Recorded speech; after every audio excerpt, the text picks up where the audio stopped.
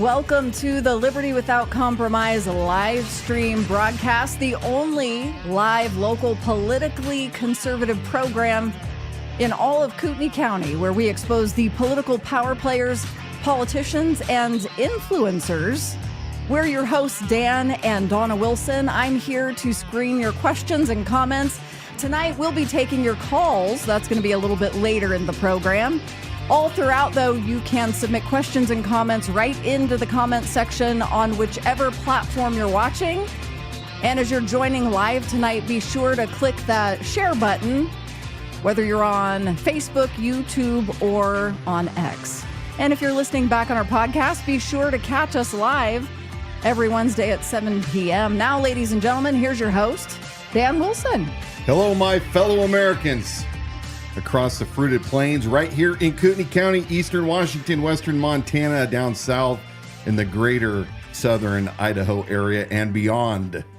Thank you for joining us.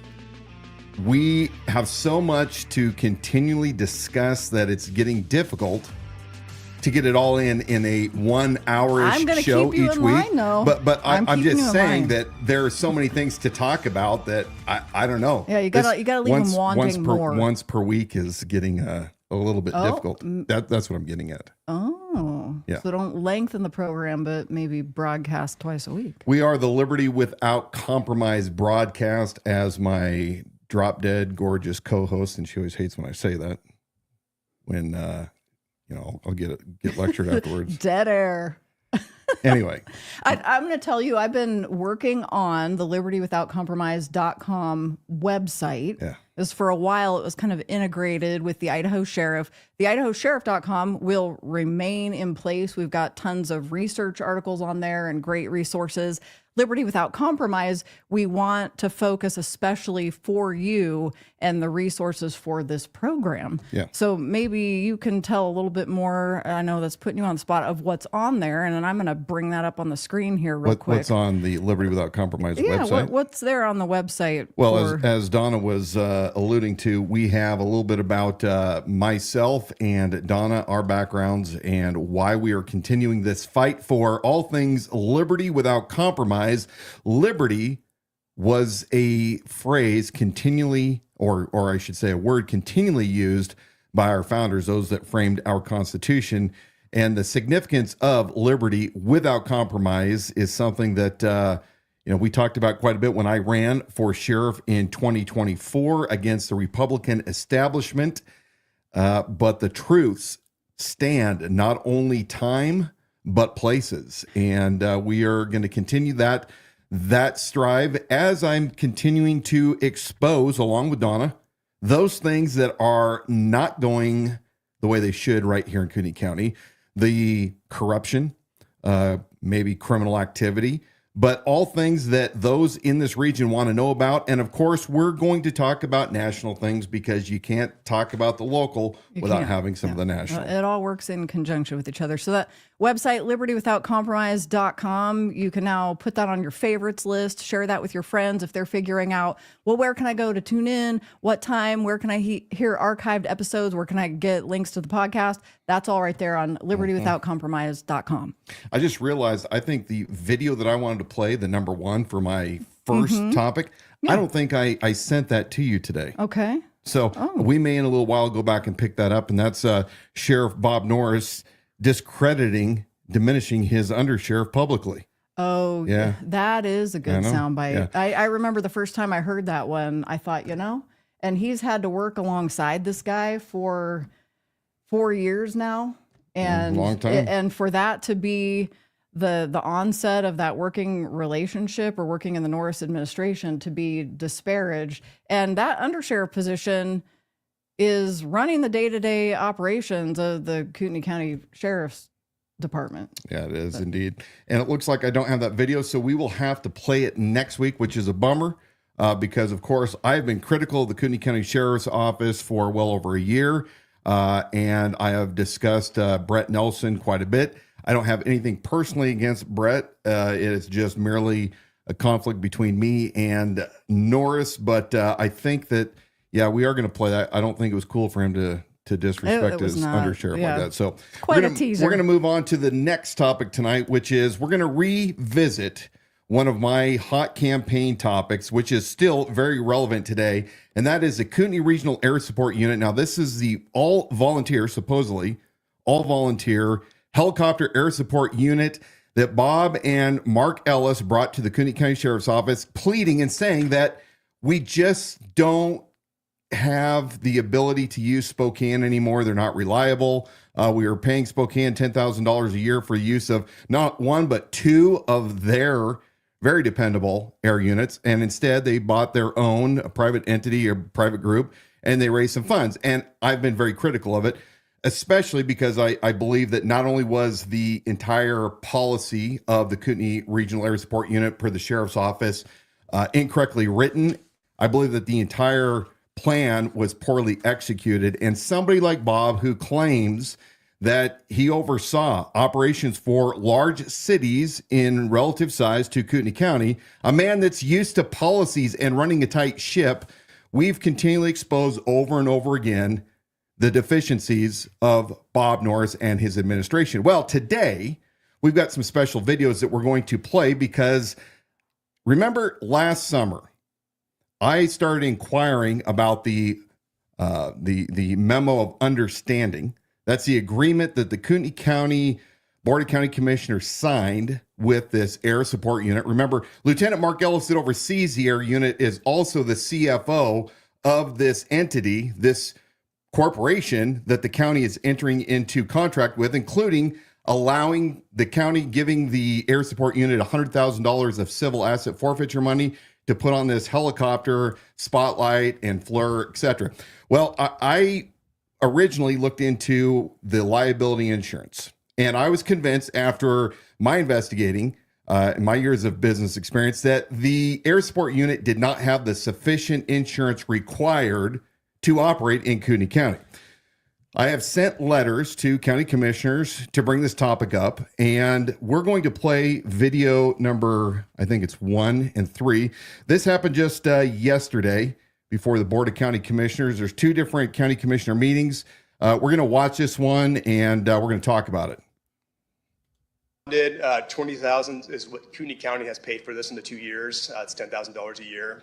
We have $100,000 in asset forfeitures, and that's from seized drug interdiction or some type of thing like that. And then almost $1 million has been donated by the private community.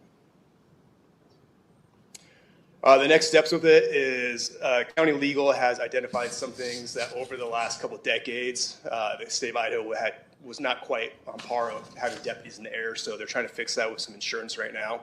And with that, later today, we'll be coming to ask for permission from the county board to hire outside legal to come up with a new aviation contract.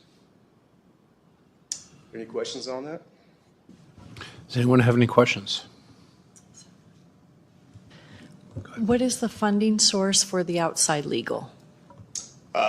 My understanding is that's going to be the county, is what Darren Murphy had asked for. So what you just heard is Lieutenant Mark Ellis is trying to go and justify this 2-year program, which will be up in around May of this year, trying to justify it and sell to the public as far as why it's still relative, why it's important, and, oh, by the way, decades of incorrect insurance statewide, they're going to have to consult with outside counsel at a cost to you, the taxpayer of Kootenai County, but it gets a little bit better from here. They had a regular business meeting right after this. What is it? It's a board update. I'm going to probably get that wrong, but basically status update. Okay. So in this next clip we're going to play, you have Kootenai County Sheriff's Office again discussing the need to bring in outside counsel along with Dennis Murphy, who is Kootenai County's attorney. He and I have had dealings. I actually sent this very request to him, and he obstructed my request quite a bit last summer. Let's go ahead and play this next clip. Chairman Chari. Aye. Motion carries. Next up, item 26. Board approval request. This is approval sought to hire outside aviation counsel with the Sheriff's Office, and we have Lieutenant Mark Ellis here. Darren Murphy for the record. So as part of hiring outside counsel, the board must put on the record a necessity to do so. The county is considering a lease agreement for a helicopter in order to operate that helicopter. In order to do so, our insurer has informed me that the lease agreement must conform with FAA regulations, and we simply don't have that expertise in-house to do that. So the request is for the approval to do that, to retain outside counsel to do such. The amount of which I don't know. I don't know that the board needs to approve that today, the amount and who's funding that outside counsel, but we do need approval to go forward, find the right attorney. We think we do have the right attorney. So that's what's on the agenda today. Anything else to add, Lieutenant? No, I think you just, that's Okay. so far. Are there any questions? No, just probably a statement that if it's over 10,000 to come back to the board. So if you can get a quote before they start too much work. I think Brandy wants me to ask for us to utilize fund balance to pay for this. Yeah. Okay, let's go ahead and Yeah, pause I right there. think We're going to just talk a little laying bit out the through scope this. beforehand and getting an estimate from an Sorry, it's a little persnickety there. So you have Darren Murphy, who is the county and as far as I can tell, Norris's in-house counsel. He's saying that they want to contract with a expert attorney outside of the agency, cost unknown, in Well, order to figure out, hey, we're going to lease a helicopter. Now, we were told 2 years ago or 3 years ago that this helicopter was all volunteer. Wasn't going to cost the county anything, not at all to operate, just the deputies that are going to ride along with the volunteer pilots. What do you mean lease? Why are we leasing a piece of equipment? And then number two, they're worried that the contract isn't going to meet Federal Aviation Administration standards. Well, Mr. Murphy, where the hell were you 2 years ago when this MOU was being drafted? I mean, if you're supposed to be, Mr. Murphy, watching the good of the county and our liability, why weren't you putting the brakes on this saying, hey, we also have to consult with the feds. We have to figure out is this aircraft for public or private use, because they are licensed very differently, very different liability requirements. And you allowed this MOU to continue with the Board of County Commissioners. Now, we're going to play the rest of this, and then we're going to go to our slides, and we're going to show you some proof of what has been brought up and what currently is going on. Bernie is not unreasonable. We're just talking about one lease agreement, right? I mean, what, 3, 4, 5 pages max? Absolutely. This should be, well within their wheelhouse. It shouldn't be something that requires much in the way of research. So if you could bring that back. What's the history of the messed around with helicopters here in Kootenai County? Is that It's very limited. The background, I don't know, Lieutenant Ellis, if you want to talk about this, but it's been funded by donations. We have taken some funds that were actually paid to Spokane County and allocated that same amount of funds to this program. So up to this point, and you correct me if I'm wrong, this has been a net neutral for the helicopter program net for the neutral. Sheriff's Office. Bullshit. That has not cost taxpayers 1 penny more than what we've been paying, at least to Spokane. Is that Liar, correct? liar, liar. Okay.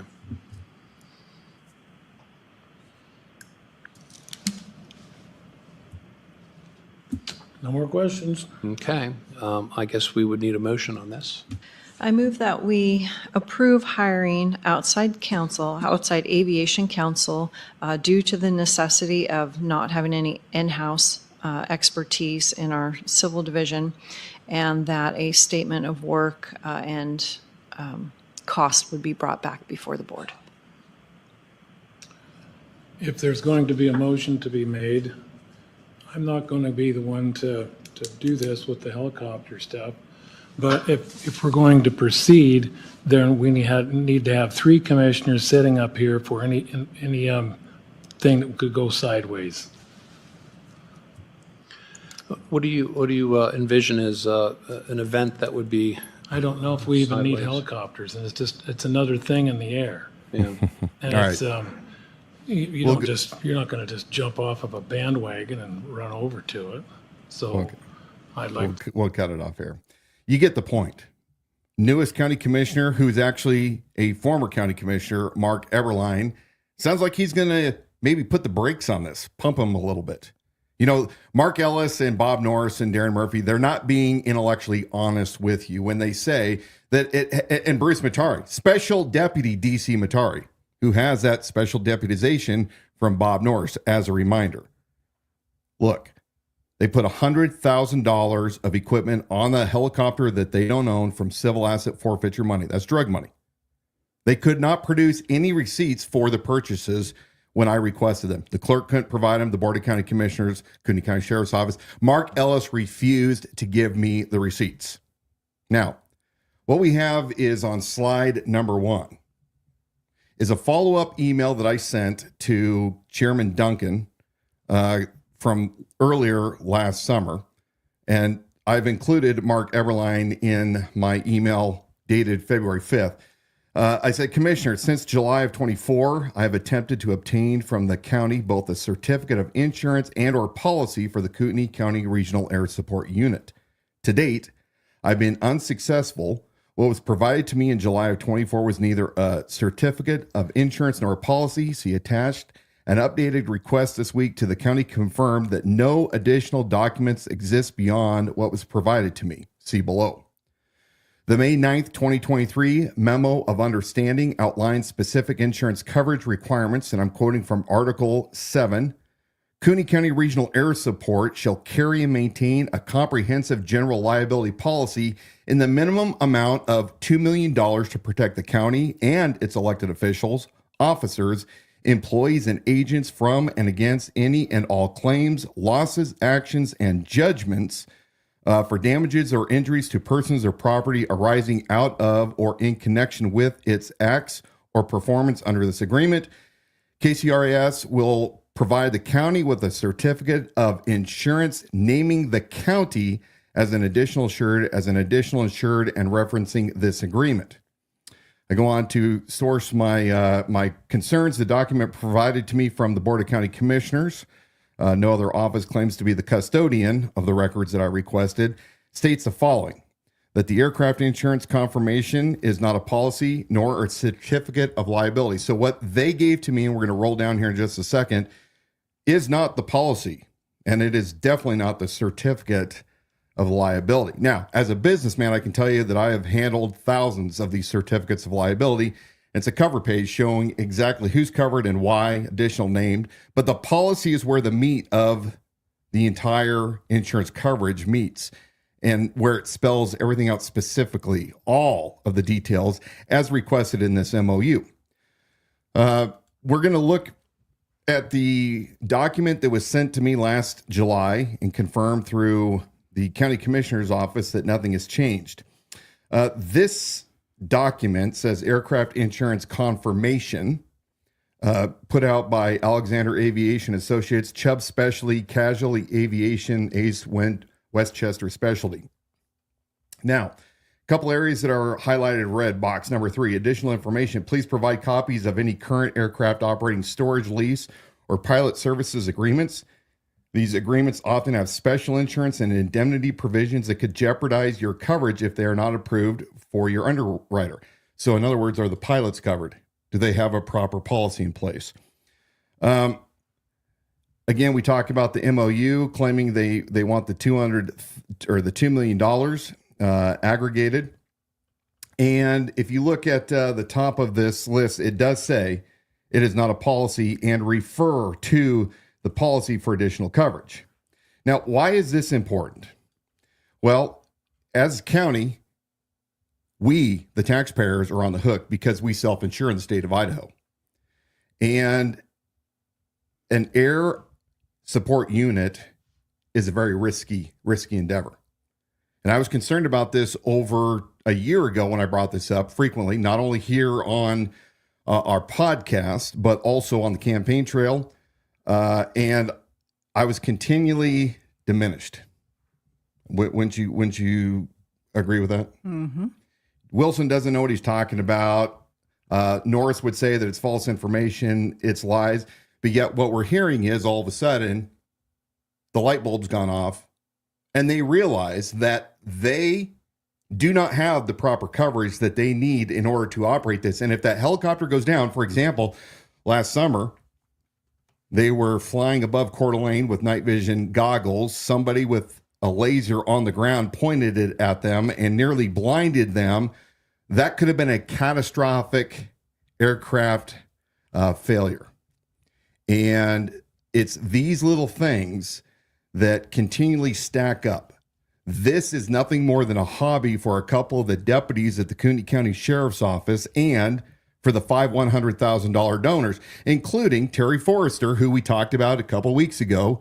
What is it? Labor Consultants International? I think that's that provides H-1B1 visas for agricultural work. He's one of the $100,000 donors. The tribe donated $200,000. You have Todd Stam from Aspen Homes. But these guys do not know how to properly ensure this so that the county is not held liable. Now, look, we had a perfect agreement with Spokane County. Spokane County has 2 helicopters. They're funded through government grants, not a volunteer organization. And Bob Norris allowed Mark Ellis to testify before the Board of County Commissioners back in early 23 that you couldn't really rely anymore on Spokane because they were in transition. Well, that was an absolute lie. They have an extremely capable air division. And for $10,000 a year, which we are now giving to the Kootenai Regional Air Support Unit, let's look at slide number 4. They're trying to tell us where all of their expenses are.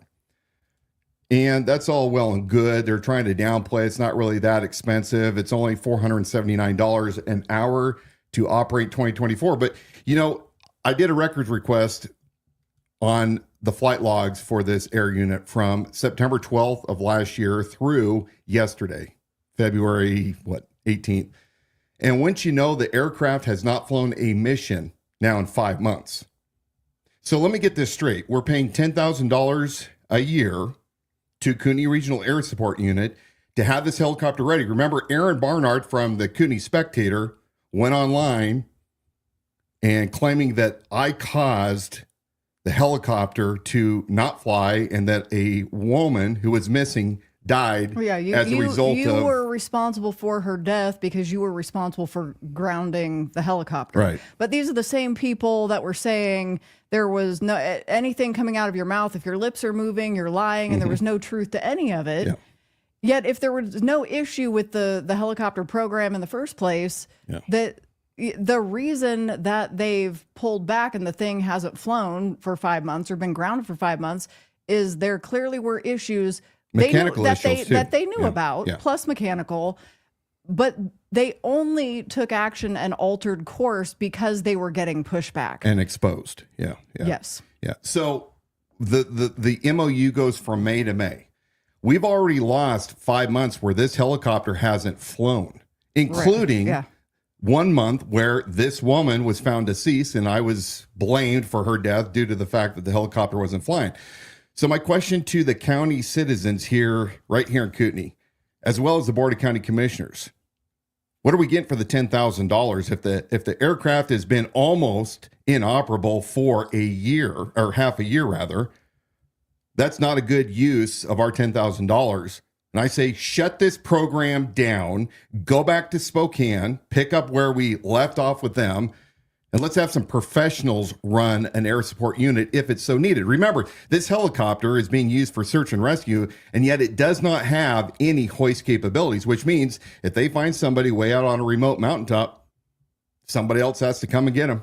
Either Two Bear Air, again, out of Kalispell, or another outlying agency like Spokane. So lastly, on our very last page, 5, This was presented today or yesterday, rather, in front of the Board of County Commissioners. They're claiming that they received $943,000 in private donations, trying to show that they're solvent, that, we can continue to operate this helicopter because we're getting a bunch of donations. My guess is if we ask them and drill into it, out of that 943,000, $750,000 of it was for the helicopter. Well, you donated. think private donors, you'd think they'd be upset that thing's been grounded for 5 months. Yeah. What were they donating toward? Yeah. So, Mr. Murphy, I appreciate all the times that you obstructed me when I attempted to get the actual contract. There's zero excuse, Mr. Murphy, or the Board of County Commissioners, or the Kootenai County Sheriff's Office, or the clerk. If you sign a memo of understanding, and it requires there to be a policy and to be certificates of liability produced, and you can't produce those things for the 2 years that you've been under an agreement, shame on all of you. And I expect you to get your act together and quit putting the county at risk. Did I say enough on that? I think so. All right. Yeah. ICE 287G. Well, You had something to say about that. It's just a hard transition. Well, what do we say? We do know, we confirmed with records, that there still is no 287G agreement with the Kootenai County Sheriff's Office. Now, Bob can keep running around and telling everybody. For those of us who don't know, give us a refresher course on what that is, what that has to do with. Well, ICE had a program, or has a program, that we were talking about over a year ago, asking why Kootenai County was not a part of it. In fact, I think there's only 2 counties in all of Idaho that participate, but what it allows is certain deputies to be cross-deputized by ICE so that they can help facilitate deportation faster in the processing. Bob Norris agreed to be part of this 287 when pressed in a X Live Space event back the end of August. He did that in front of Theo Wold and Matt Edwards from the Idaho Signal and some other political hitters around here. Not Sweet Lou. I want to say Sweet Lou all the time. Rogue Lou. Oh, because of Sweet Lou's restaurant. Yeah. None of you guys have apparently bothered to follow up. He promised, and he hasn't delivered. Well, you know what? He had an entire 4 years of people not following up, not questioning anything he was doing. And you're the only voice that really has come in, and not for the effort of creating trouble or being a naysayer just for the sake of it, but listening to what he has to say and say, okay, you know what? This is a common theme, something he's brought up multiple times in town halls. I'm going to check in on this. And then you started to find not only inconsistencies, but outright lies. Yeah. Yeah. Well, This being one of I find it fascinating that we're now in this Trump golden era where the deportations are happening plenty and often. And, we're hearing the Kootenai County Sheriff's Office is cooperating. Well, I'm waiting for some records to come back my way of Kootenai County Sheriff's Office working with Customs and Border Patrol and ICE and allowing Border Patrol to ride in county vehicles with them that they're claiming they have no record of. And remember, there is zero evidence that Bob Norris has, since November, given any direction to his deputies, either in official memos, policies, edicts, whatever, on how the Kootenai County Sheriff's Office is going to change its model to work with the Trump administration and DHS in order to start rooting out these invaders from our own community. What he is bragging about is that he holds prisoners for ICE and Border Patrol from Washington, which is a sanctuary state, Spokane specifically. And he says all of Montana. And I don't know if it's really all of Montana or Western Montana, but holding prisoners in your jail is really not doing anything out of the ordinary. So, do you think he has some kind of protocol or policy in place for his deputies and how they're working with agents for deportation, and we just don't know what that is? Well, if they're doing it in violation of disclosure and transparency. Okay. Because if you're going to do something that is any kind of a campaign, if you will, you have to have written instruction from command, coming all the way down from the sheriff to the undersheriff, to the captains, to the watch commanders, to the lieutenants, to the sergeants. to the patrolmen on the street, the deputies. But is he required to let us know what that is? Well, yes. I mean, it's fair. It has to be in written form. So either they're not doing anything in written form, which is a liability again to the county, because you can only hold your troops to what the written policy is to keep them out. And look, you're dealing with not only state law, but also borderline federal law, especially if you're entering into these memos of understanding or memos of agreement with federal agencies. It could be just flat out that they are being lazy and not really coming up with a plan or a policy, just run it off of their shirt collar. Yeah, just whatever.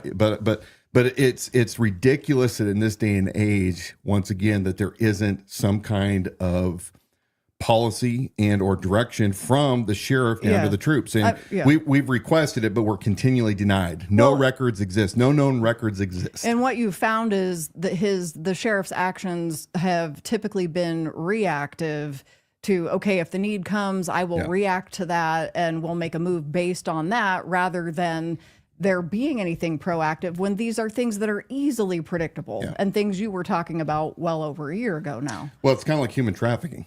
I wanted to transition into that. My phone blew up today. Yeah. By many of you. We have somebody just commenting on it as well. So, many of you have sent me the Coeur d'Alene Press document or article that Coeur d'Alene police shut down, I think it's 5 Asian massage parlors for concerns about sex acts and or sex work and or human trafficking, but they didn't find enough to arrest anybody, but they revoked their licenses. So I still contend that despite what Bob Norris says, and if you'll notice it towards the end of his campaign in 2024, at the advice of the former Fed would be my guess, whose specialty was human trafficking, his biggest fan, his handler, she was most likely, I'm speculating, giving him the advice to start asking, well, what do you mean by human trafficking? What is your definition of human trafficking? And he reframes the question. So he says, I've learned I need to ask what that definition of human trafficking is, because not everybody understands what that is or what category it falls under. He reframes the question and then gives the answer that he wants you to hear. Yeah. Do we have that video to remind everyone of what he said just last August at a town hall? Here it is. Problem with sex trafficking here in Kootenai County? Well, you tell me. You know, you can arrest somebody for sex trafficking. Have you seen it? I'm asking you. Well, I'm asking you. It's your job, not his. So if you look at Bob Norris's history, which is readily available through his many press releases, old school press releases, as well as numerous town hall events and coffee with your sheriff, which, by the way, he claims has only cost about a couple $100 over the span of 4 or 5 years. That bringing all of his deputies to these events isn't costing anything. That's all lies. But, you know, despite what he's saying now, we all know that human trafficking most definitely is taking place. We're just not finding it because we're not actively looking at it. Yeah. And in that clip, I assure you, that is a short clip. So the argument is, well, it's taken out of context. I assure you that Bob Norris was not knocking it out of the park in that town hall that day. Yeah. That exchange was incredibly awkward with his body language. You could visibly see the deflecting. You could see him moving into Quincy when he asked that question, and the discomfort of being forced to have to answer that and trying to push that back on him. It was embarrassing. Yeah. Well, I guess we're finding out that Coeur d'Alene is more proactive against human trafficking than it looks like Kootenai County is. Yeah, in that article, I mean, they name 5 businesses: Oriental Massage Spa, Red Sea Massage, Oriental Bodywork, Asia Massage, Chinese Massage. Their licenses were all revoked. Oh yeah, there you have it, folks. So thank you for sending me your articles, folks. It's actually encouraging. When you see as many, and I got at least a dozen of you who sent me the link and said, hey, I thought Norris said there's no human trafficking taking place here in Kootenai County. People are paying attention. You guys know what's going on. You keep telling the truth to those around you and hold Sheriff Robert Bob Norris accountable. Now, let's go back and do something fun just for a second here. Just a little bit of fun. We had some things going down on social media today, like every day. So one of those I'm going to bring up here. We got this, there's a little bit of movement in this video, but the poster here on X, the guy posting, Brian Tyler Cohen, says, incredible footage of a massive anti-Trump Musk protest that broke out in New York City. And it says, MAGA is awakening the sleeping giant. MAGA is awakening the sleeping giant. What would the sleeping giant be? Those guys. The guys? The guys that are opposite of government accountability? Government efficiency? Yeah, that's what I want to hear you say. But we know geofencing was used by the FBI to identify devices near the U.S. Capitol during the January 6th incident. And this was the largest geofencing warrant that was ever issued. Through that data, they found in January 6th, it was revealed, and I'm going somewhere with this, it was revealed that 2,567 devices that were also present on January 6th were present at 3 or more of these riots or protests, including George Floyd, Antifa, and BLM. Okay, so I want to make sure I got that right. 2,562 personal electronic devices. 67 devices. Showed up at DC. 3 or more of these events, including J6, George Floyd, Antifa, and BLM riots. Oh, my. So my question to you regarding this yesterday's anti-Trump protest that broke out in New York City, awakening the sleeping giant. MAGA has awakened the sleeping giant. So there seems to be evidence that maybe some of these are paid actors. So that's what my question Because to we you. would never, from a national standpoint, ever participate in that, right? Right. They're showing up at the same places, I'm kind of folks. curious to see how large that geofence was, because, you're not going to see patriots showing up necessarily from different parts of the country to Minneapolis when it's burning down. Right. That's a lot of number, 2,500. I mean, that is a lot of. I agree. Yeah. So some of that might be legitimate overlap where you have people that roam around the country. Like we have some friends that go to protest to report on it. Yes. So some of that could be, News but outlets, independent reporters. I would guess there's probably a few more that are getting some greenbacks sent their way. That's what it would lead you to believe. All right, so we got another. Should have had it queued up here. Libs of TikTok post this today. Get a hold of this one. Just for the person out there who's planning on doing it, the thing that we all wake up every day hoping we'll see in the news, and we're like, man, no one's done it yet. Keep going. Your plan, it's gonna work. If not, it'll inspire the next person. And we are all rooting for you. You have our support. You have our admiration. We might make a national holiday out of you. And I will definitely put money on your books. And if you're into this sort of thing, I'll write you some letters of the naughty sort, should you find yourself behind bars for it. But we're all rooting for you and hoping that you do it quickly and get away with it. So, yeah, stop that. The crux of that is you have Libs of TikTok reshared that video, and this gal is calling for the offing of President Trump and luring them on, encouraging it, and she will write them lewd letters in prison if they do indeed get caught. But they're hoping for that action to be taken. They're just hoping for it every day. Yeah, she's a TikTok revolutionary. Yeah, she would have done very well during the Red Revolution there in Russia. Yeah, little Bolshevik. Yeah, and then here's one. You commented on this on X today, and I'm not going to read majority of this out loud because there's some naughty words in there, but this person over on X says, if we are banning junk food for poor people, let's ban cocaine and alcohol for rich people. And then they go on to say some less than caring things about that. But your thoughts on that mentality, that if that's the direction this is going with state aid or government aid, government assistance, and trying to veer them toward purchasing healthy things rather than junk on government money. Well, I wouldn't even say healthy things. Let's Yeah. just talk about the bare staples. You know, they tried to do this in Idaho. There's been some pushback. I think Representative Redmond introduced legislation saying, look, you can't have soda pop and you can't have junk food, something similar.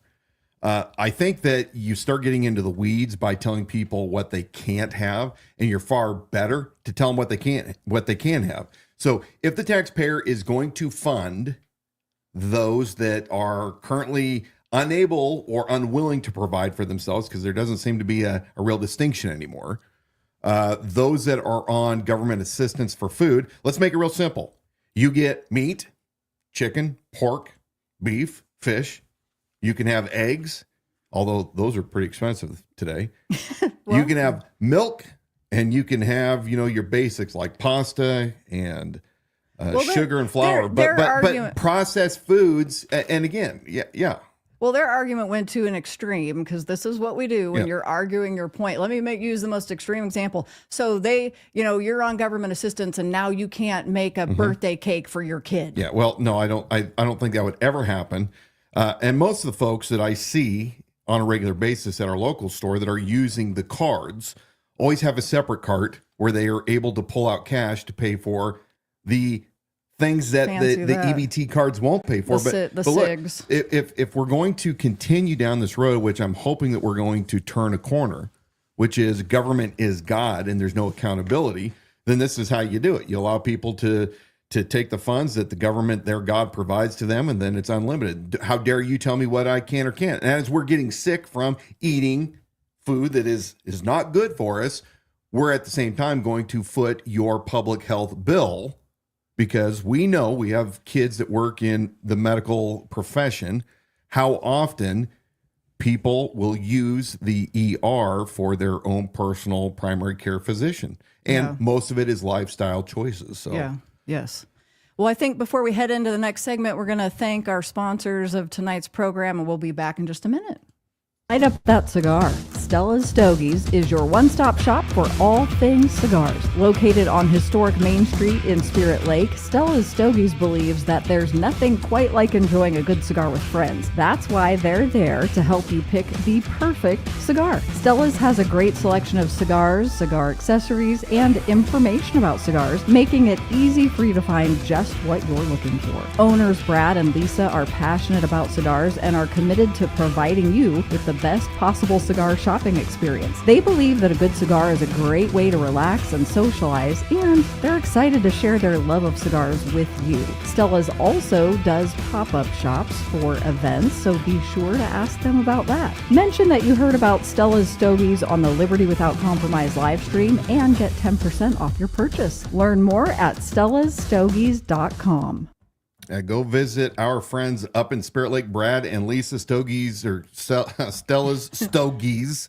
I have a Wise Man Toro by Foundation Cigars that I got from Brad and Lisa, and I will be lighting that up right after this broadcast. I got to tell you something. Lisa Schultz there at Stella's Stogies, she almost fell out of her chair when she was sitting there at her shop today. Yeah.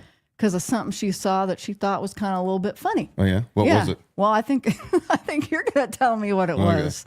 Yeah. Well, I'm always about policy and procedures, and I know that a career professional... Okay, keep that. Yeah. I'm going to put our phone number up on the screen, because we are doing, for the first time ever, inviting phone calls for tonight. Really? So if something in this next juicy segment that Dan's talking about makes you just want to chime in, well, we're going to go for it. So I'm putting that number up on the screen. But just to be clear, yeah, we can cut the phone off at any time. And if you have bad behavior, that call's getting or if dumped. you're annoying me. Oh, well, yeah, that too. So the sheriff, of course, that bastion of professionalism and integrity, he was spotted. I was given the 411 that he was spotted dressed like Colonel Sanders at the Republican Lincoln Day dinner that they just had this past Saturday at the Coeur d'Alene Resort. Sean Spicer was the special guest.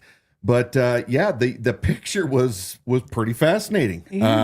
Dressed with his big buckle, his vest. What is this first? Did you want me to put that up? Yeah, I think we'll go. So the long and short is I got to thinking about all these specialty firearms that he's wearing, and I wondered, is he qualified on these firearms? Should I show the picture? Yeah, go ahead and show the picture. We might as well. Well, because now we know what you're talking about. So you see on the left, there's Colonel Sanders from this year's Lincoln Day dinner. And on the right side, you see Colonel Sanders with Sebastian Gorka, who's not a conservative, by the way. I don't know why KCRCC had him, but he's definitely not conservative like we think of him as being. So anyway, again, I asked the question, is Norris leading by example, and is he qualifying according to Kootenai County Sheriff's Office firearms standards and the post standards for Idaho? So you did a so FOIA I just want to point out a few things real quick. In the one where he's standing with the lady, and I got a circle around it. I don't know if you can go to that picture and zoom in just a little bit. He's got a drop leg holster on his right leg with a revolver in it, but also in his waistband tucked in is a pearl-handled Derringer. Well, maybe he won the raffle, so he added that one. Was there a Derringer in it? I don't know. Yeah, so he's got a Derringer shoved into his waistband. I don't know if it's a single shot or a double shot. That's a lady's gun. I'm not certain why he's got that. I'm surprised that it didn't clip into his belt buckle. Yeah. And then you'll see on the right side that he's got a drop leg holster that he's frequently observed to wear all over Kootenai County while he's on official sheriff business.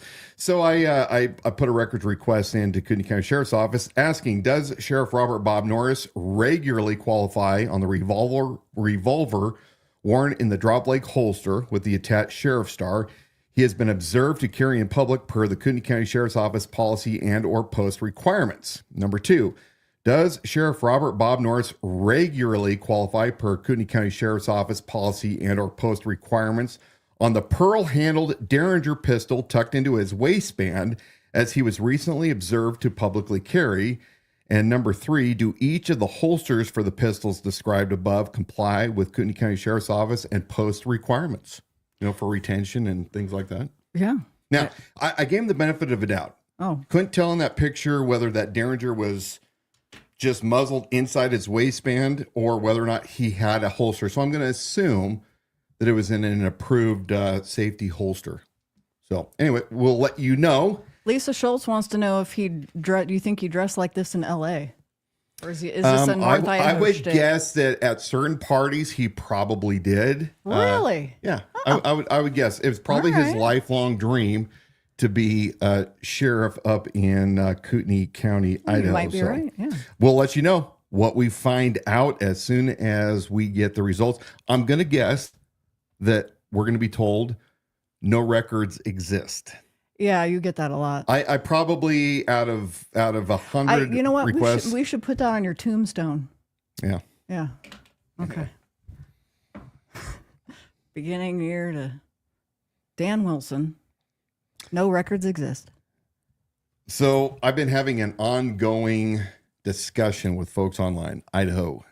House Bill 93, which is supposed to be a refundable tax credit. So we're going to go to slide number 3 here.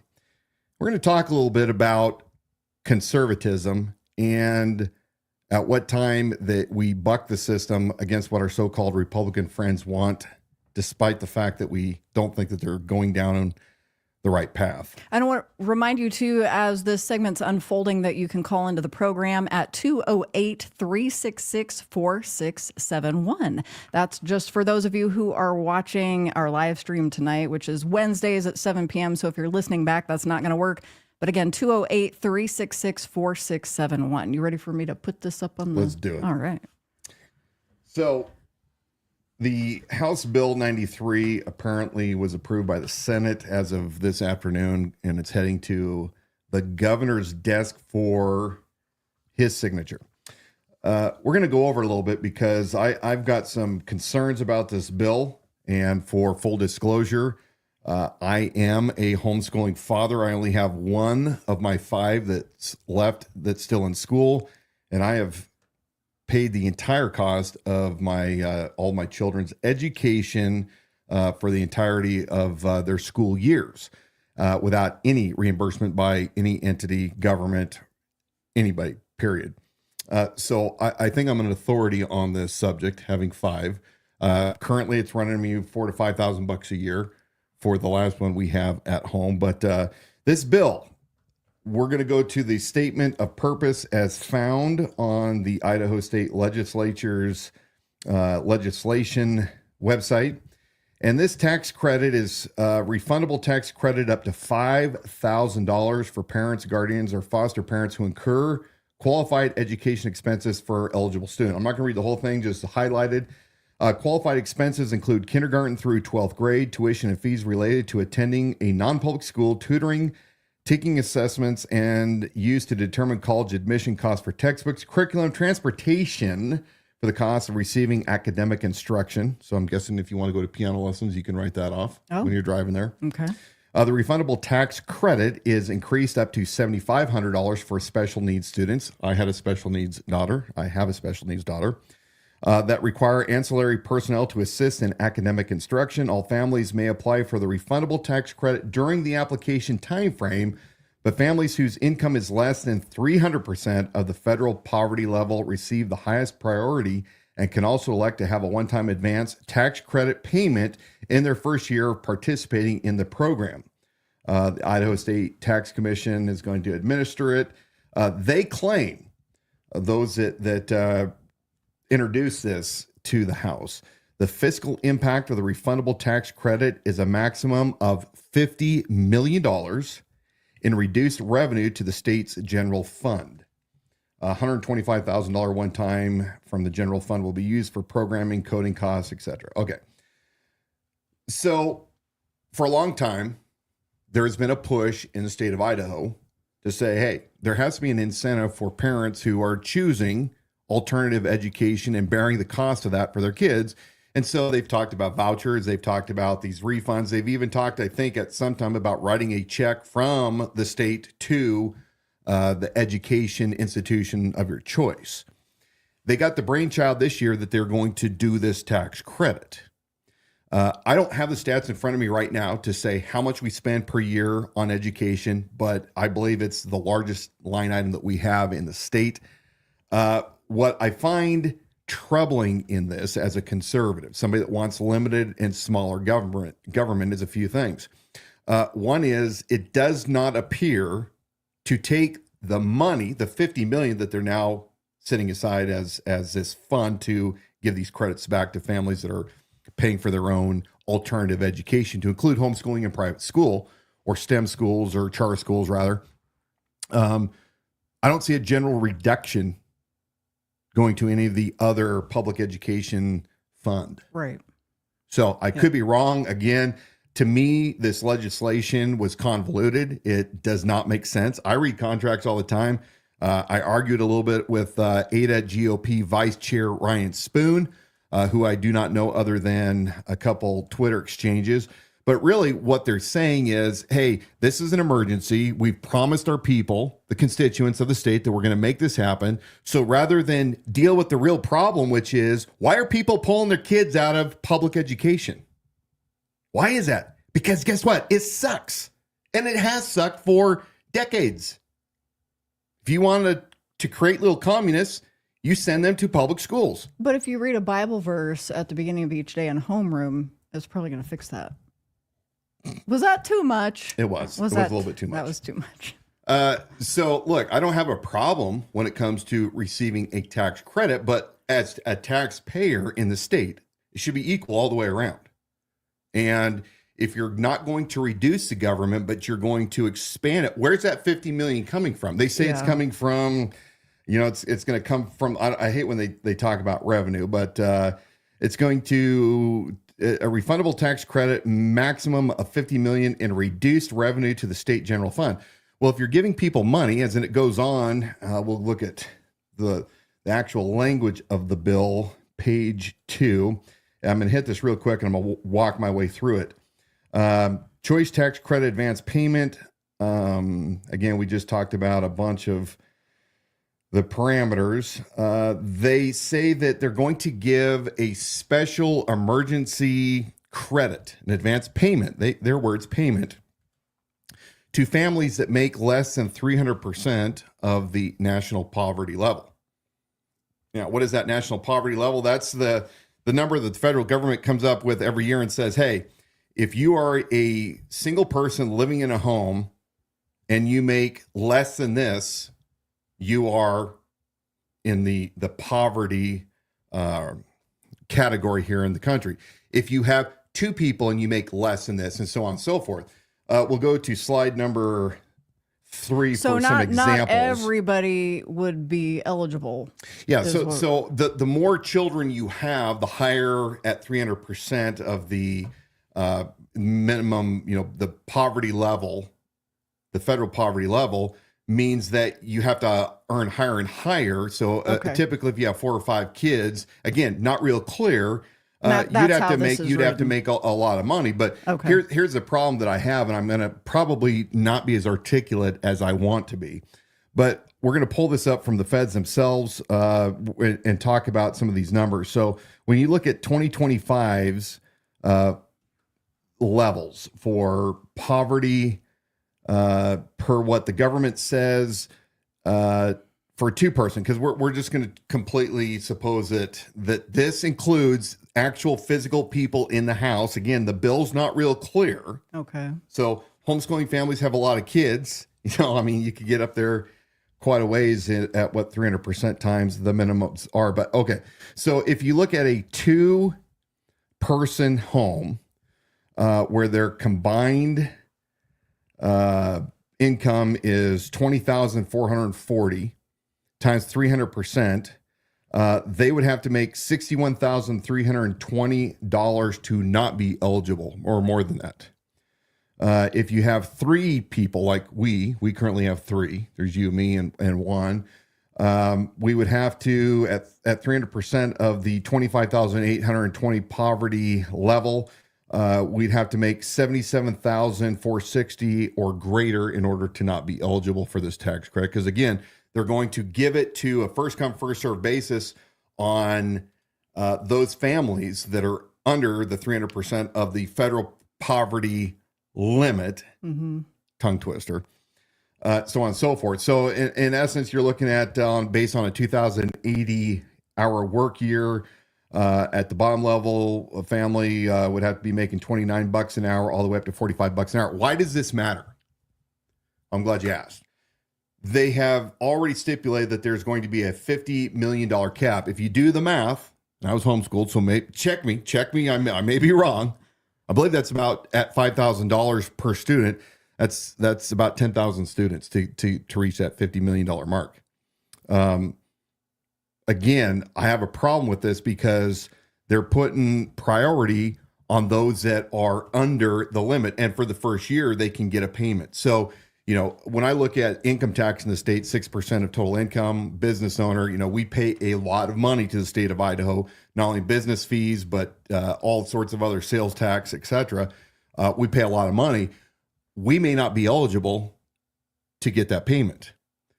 There's a lot of folks out there that don't make a lot of money, and I'm not making fun of anybody's income status, but I'm saying our taxes need to be the same all the way across the board. You don't give special attention and say, well, because this family over here is considered to be in the poverty level, we're going to give them first come, first serve and give them priority.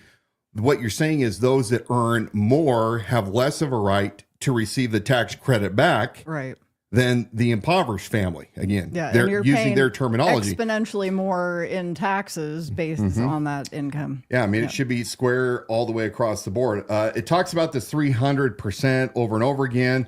As I argued online, and I know that I'm not doing the greatest job at trying to articulate this, so hopefully people won't be totally lost. I'm going to go to that same slide. Let's go to page number 7. So Ryan Spoon, as I understand it, is the Ada County Republican Central Committee Vice Chair. Ryan, if I got that wrong, let me know. Smart guy.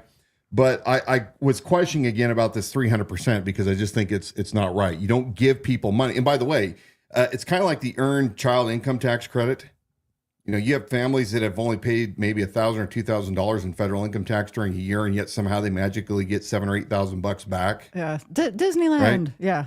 It's kind of the same thing here. You know, again, my opinion, just because the state mandates that they pay for education and it may cost $17,000 or whatever the number, I've heard it all over the board, but it's over $5,000 per student, that therefore, since the state has to pay for it, they might as well give it to you and then you can use it accordingly. You know, I think there's a cap on the Senate side that says you can only get up to $15,000 back. So, you know, there's some questionable things there. I know they have checks and balances, but I was talking online about my skepticism on this. Ryan Spoon responds back and he says that my assertion was not true. Applicants with incomes below 300% of the federal poverty level will qualify for the tax credit first. If allocated funds remain, again, if they remain out of that 50 million, that's only 10,000 students, then those with income over 300% of the federal poverty level will also receive the tax credit on a first come, first served basis. I told him thanks for clarifying it, but he says it's a compromise that is unfortunately necessary to get this bill passed. The cap will be lifted within a year, and I responded and asked, what's the source of his claim that the cap's going to be lifted? And again, no offense, but I don't believe as a taxpayer that my neighbor, just because they make less income, should be prioritized over the government giving the tax credit, because the government's coming in deciding, you damn politicians have now decided a class warfare, so to speak, by claiming that you guys understand that people that are under a certain level should have a government advantage over those that aren't. You're deciding the winners. I don't care how you look at it. That is exactly what you're doing. He goes on in another tweet, as people are questioning him. He says that, let's see, but this $50 million will be just a start. So he's talking about, hey, you know, the 50 million is not going to go that far because a lot of people are going to catch on to this and they're going to want to have school choice. But he says, imagine being a legislator in February or March of 2026. You've just filed to run for re-election. You're about to go back to your home district to campaign at the end of the session, and you realize that you're about to face hundreds of angry constituents who are getting their school choice tax credits denied because the program used up the $50 million in funding. How fast do you think those legislators are going to pass an emergency allocation of additional funding? That $50 million will become $250 million in the blink of an eye. Okay, Mr. Vice Chair, and all of you Republicans that cram this down and we're all for it. Tell me, what does this do not only to our budget, but $250 million is a lot of money, as Ryan Spoon is bragging. If that truly happens, are you going to take that away from the public education sector, or are you going to continually grow government? Are you going to continually reward failing public school systems? And again, I'm sick and tired of all the arguments as to why every excuse in the books, why public schools are failing, but they are. And you and I could talk about this for many, many hours. I have friends that are teachers. I have nothing against teachers that are teaching and have chosen a calling, or I should say they've chosen a profession because they were called to teach. But this has everything to do, like we're seeing on big government all around. It is the higher ups and the mid-management that are wasting our funds and our treasures. And I think even locally, we're starting to see it. People are sick and tired of constantly being on the hook for levies and bonds and more property taxes while we see the results of our education going down, down, down, down, down. And I said, hell no, 25 years ago. Hell no. I still say, hell no. I will never allow one government entity to indoctrinate my kids. And we know this is happening in Idaho because there's this constant friction back and forth. That's why you're getting legislators that are attempting to force Bible reading in school. Right. There's a cultural war. And the hard part about that argument, why you offend people who are on the front lines and those teachers, is their heart in that calling for that profession isn't to, they would say, that's not my heart, is not to indoctrinate your student. I love your kids. And so that's why that becomes But a they're difficult mandated argument. what kind of Yes. curriculum to teach. Yeah. They're bound by what they're being instructed to do. Yeah. Has nothing to do with the integrity of the teacher, but Good point. we're seeing too much. And again, it's the waste, the continual waste. Why is our education so far behind other nations? I mean, you were talking about, because you had your kids in public education, and you and my one buddy Matt, we were talking about this today. Despite the fact that his kids are going to public school, your kids went to public school, how much money were you still forking out of your own pocket for all sorts of ancillary? Oh, yeah. Yeah. Every extracurricular Supplies, activity, yeah. all of the athletics, everything to do with the music program, any of the travels. We were contributing school supplies that went into everybody, we all own this together type of pile.